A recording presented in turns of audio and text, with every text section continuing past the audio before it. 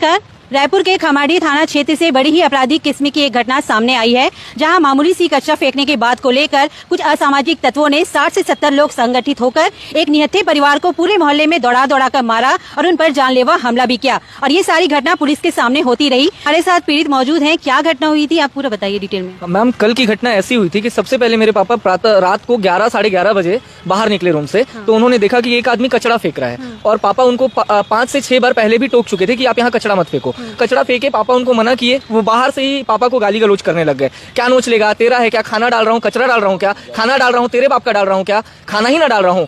उसके बाद सामने से यासीन शेख उर्फ लाल सोनू और उनके भाई आए।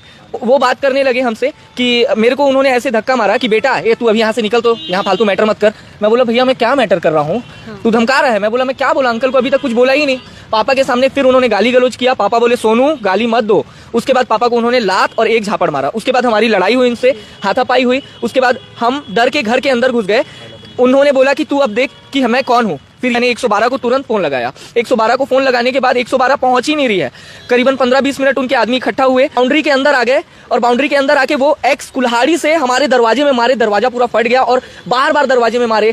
हम लोग डर के मारे छत भाग गए। छत भागे तो उन लोग सारे जगह से हमारे छत को देखने लग गए, कहाँ है इन लोग, कहाँ है इन लोग। फिर हम और डर के मारे दूसरे छत में भागे, तीसरे छत में भागे। तीसरे छत में जब हम भागे तो वो लोग 70-80 लोग पूरे जगह से हर एक छत में 11 साढ़े 11 बजे रात को गुंडों की तरह हर एक घर के छत में दादागिरी करके घुस रहे थे और ढूंढ रहे थे। सबको गाली गलौज कर रहे थे, किसके छत में है, जिसके छत में मिला उसको भी काट डालेंगे, उसको भी मार डालेंगे। सारे लोग हमारे छत की ओर आने लग गए। मेरे इस दोस्त को आते के साथ इतना मारा, उनके आने में ही मैं वहां छत से कूद गया। सेकंड फ्लोर से मैं नीचे कूद गया क्योंकि वो आ मेरे ही लिए रहे थे।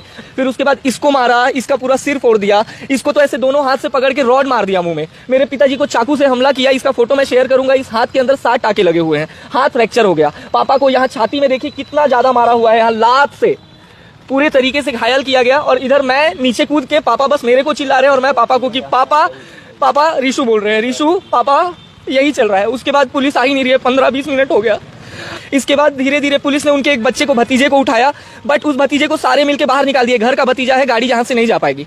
हॉस्पिटल जाने के बाद वहां चेक हो रहा है, सब चीज चेक हो रहा है। वहां 100 लोग पहुंच गए। अब हॉस्पिटल में चेक कराने के बाद ये 12:53 को मैं इसका जैसी फोटो ले रहा था, एक आदमी है जिसका नाम है कादिर, जितना मुझे पता है एक आदमी है कादिर, वो सामने आया, इसके सामने खड़ा हुआ। कैसे, तेरे को बहुत गुंडा बनना है, तेरे को बहुत गुंडा बनना है, ऐसे करके इसको एक झापड़ मारा, ऐसे मुंह में वो एक झापड़ मारा उस जल्लाद ने।